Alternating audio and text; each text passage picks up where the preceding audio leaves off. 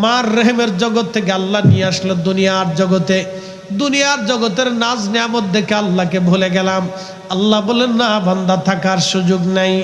কুল ইন্নাল মাউতাল্লাযী তাফিরুনা মিনহু ফাইন্নাহু মুলাকীকুম।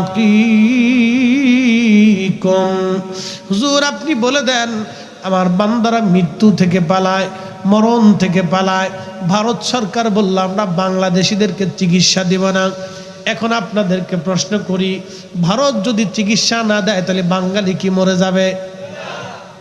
আচ্ছা ভারত সরকার যদি আমাদেরকে চিকিৎসা দেয় তাহলে বাঙালি কি 1000 বছর বেঁচে থাকবে?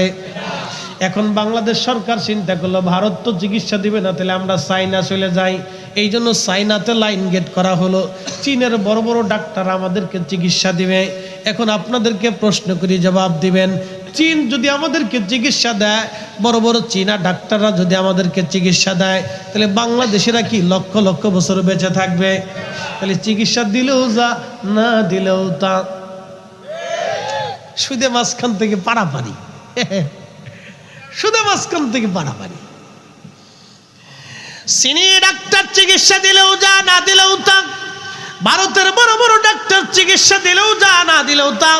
আমেরিকার ডাক্তার চিকিৎসা দিলেও যা, না দিলেও তা।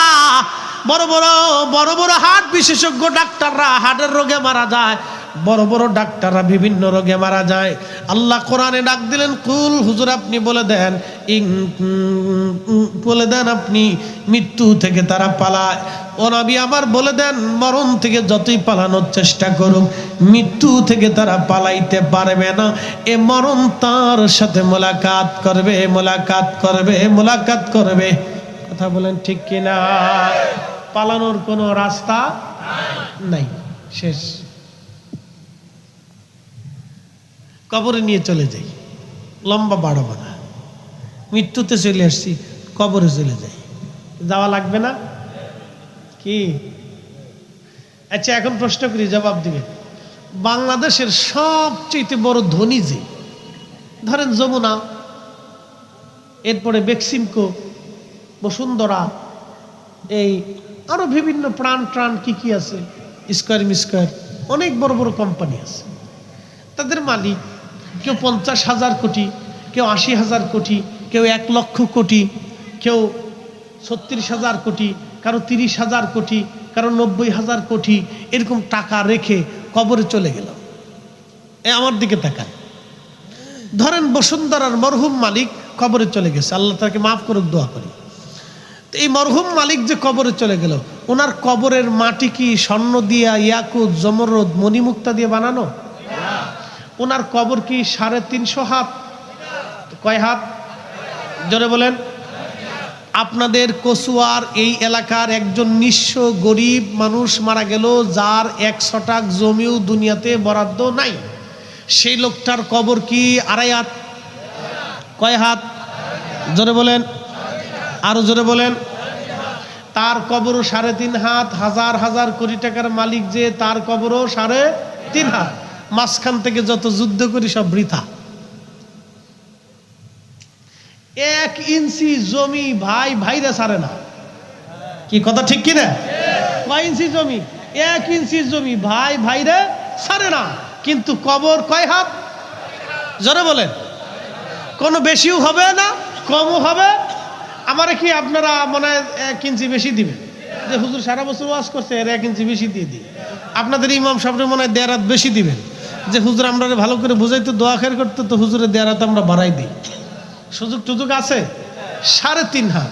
তো মাঝখান থেকে আমরা 1 ইঞ্চি মাটির জন্য যুদ্ধ করি, জীবনটাই বৃথা। আমি বহুদিন পরে দেশে গেছি, তো যাই দেখলাম জমির পশ্চিম পাড়ার জমিনের এক কোণের থেকে আইল ঠেলতে ঠেলতে কোনার দিকে নিয়ে চলে আসছে। জিজ্ঞেস করলাম, কাকা ছোটকাল থেকে তো আইল লাইল সোজা দেখছি, তো হঠাৎ করে বাঁকা হয়ে গেল কেন? তো বলতেছে আমি এই লাইল এই জমি পাই। তাই বললাম মাশাল্লাহ, ছোটকাল থেকে সোজা দেখছি, আজকে বাঁকা হয়ে গেল। আপনি যদি পাইয়া যান তো আপনি আমার বাঁচাই দিলেন, আর যদি না পান কাকা, তাহলে কিয়ামতের ময়দানে আপনার সাথে দেখা হবে। পরের তারিখ যায় দিয়ে সোজা হয়ে গেছে। পরের তারিখ যায় দিয়ে সোজা হয়ে গেছে। তার মানে বুঝলাম যে আল্লাহর বান্দা আল্লাহর ভয় পাইছে। খারাপ না কিন্তু, কি কথা ঠিক আছে না?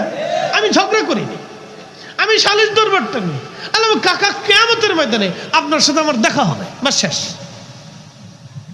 এবার যদ্দূর পারেন আপনি ঠেলেন। আমাদের দেশের কিছু মানুষ লাইল রে ঠেলতি ঠেলতি, কাঁচা চিনেননি, কাঁচা লেংটি নেংটি লুঙ্গিরে এমনি ফিসুন দিয়ে মুচড়াইয়া সুন্দর করিয়া কুদাল একটা লইয়া লাইল রে কুবাইতে কুবাইতে লাইলের জান শেষ।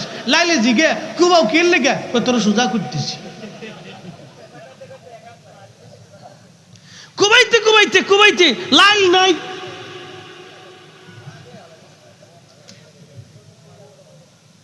লাইলই নাই মুসলমান। আচ্ছা এখন প্রশ্ন করি, জবাব দিবেন। আপনি লাইল কুবাইতে কুবাইতে আধা হাত নিছেন, কয় হাত? আধা হাত। আধা হাত লাইলের এই খেতে এই জমিনে ধান কয় সমান হবে?